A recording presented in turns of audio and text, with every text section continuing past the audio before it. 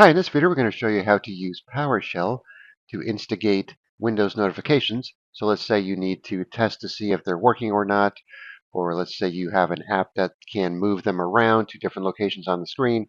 So we just made a video with a Windhawk mod that will let you place your notifications in different sections on the screen. Let's say you wanted it the lower left, center, upper right, that type of thing. In order to test it, we have this little PowerShell command we could run here.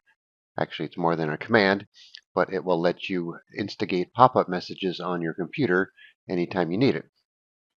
All right, so here's what we would be putting into PowerShell to make it work. So the main thing you need to worry about is the tip text and the tip title. Then we have the icon, which is just going to show the little information icon, which you'll see. So all you need to do is copy this, open up PowerShell. It doesn't have to be administrator PowerShell, it could just be regular PowerShell window.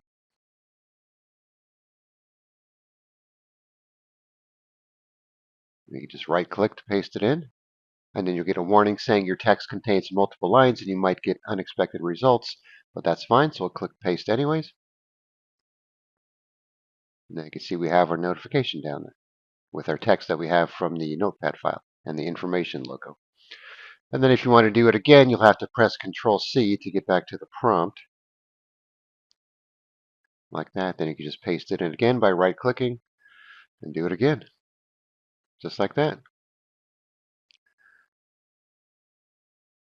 Alright, so I'll put this text in the description, and then you can edit it as needed, even though you probably don't need to edit it if you're just using it for testing purposes, but you could edit these two lines if you want to change the text.